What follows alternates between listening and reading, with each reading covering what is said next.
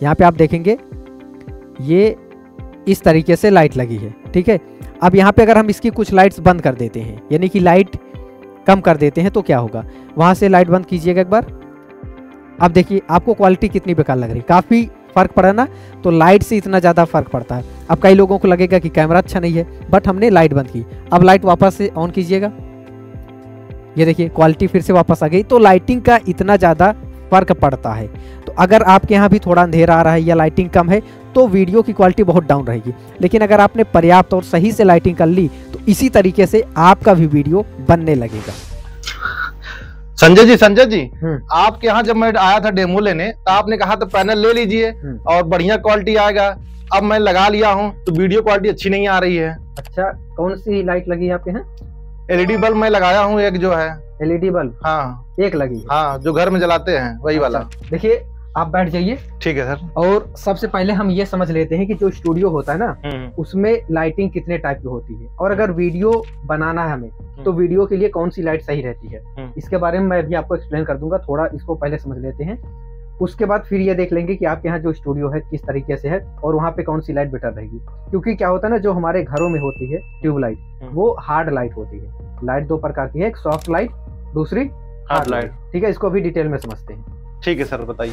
देखिए अभी जो लाइट होती है ना, वो ध्यान से समझिए, दो टाइप की होती है। एक होती है सॉफ्ट लाइट और दूसरी होती है हार्ड लाइट। ये वाली जो लाइट होती है, जो हमारे घरों में ट्यूबलाइट होती है, ठीक है, एलईडी बल्ब होता है, वो बहुत तेज रोशनी देती है। लेकिन उसमें दिक्कत यह है कि उसकी शैडो भी क्रिएट होती है, यानी कि अगर आप खड़े हैं तो उसकी परछाई बनेगी, ठीक। और ये जो सॉफ्ट लाइट होती है, ये बहुत तेज रोशनी नहीं रहती, मीडियम रहती है, और इसमें कोई शैडो क्रिएट नहीं होता। जैसे अभी आप देख पा रहे होंगे अपनी स्क्रीन पे, तो यहाँ पे पैनल पे या फेस पे कहीं पर भी रिफ्लेक्शन नहीं हो रहा होगा। ये इसलिए हो रहा है क्योंकि यहाँ पे जो लाइट अभी हम यूज कर रहे हैं वो सॉफ्ट लाइट।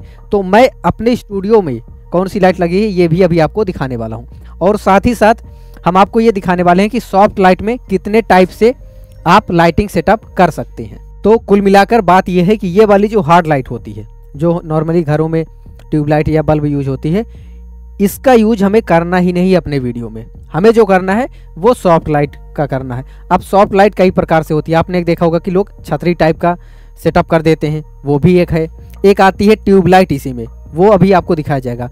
एक आती है 2:2 के रेशियो में, वो भी सॉफ्ट लाइट होती है। तो कुल मिलाकर अब हम बात करने वाले हैं सिर्फ सॉफ्ट लाइट के बारे में। तो चलिए लाइट के बारे में डिटेल में जानने के लिए मैं बुलाना चाहूँगा अभिषेक जी को, जो कि हमारे यहाँ के एक्सपर्ट हैं, लाइटिंग बहुत अच्छे से सेटअप करते हैं। उनसे दोनों लाइट के बारे में समझते हैं और दोनों लाइट आपको वो दिखाने वाले हैं। अभिषेक जी आइए। Hello teachers, my self Abhishek, by profession I am engineer smart Infovision. आज मैं आया हूँ अपने स्टूडियो में आपको बताने के लिए कि लाइट कैसे लगाया जाए, स्टूडियो में कैसे लाइट होनी चाहिए, लाइटिंग से क्या हमको बेनिफिट्स हैं। तो हम बताने जा रहे हैं आपको कि क्या फ़ायदे हैं लाइट लगाने के, और वीडियो क्वालिटी जो आपकी है कैसे इम्प्रूव हो सकती है। तो हम पहली लाइट आपको दिखाने जा रहे हैं। सीलिंग डाउन लाइट होती है, जो कि इस तरीके से डब्बे में आती है 40 वाट की। जैसे कि आप ये देख सकते हैं, यहाँ पर ये लाइट है, और ये दिखती किस तरीके आपको दिखाते हैं, एक मिनट। ये कुछ इस तरीके से आपको दिखेगी ये लाइट, जैसे कि देख पा रहे हैं आगे पीछे। और यही लाइट हमारे यहाँ स्टूडियो में भी लगी हुई है।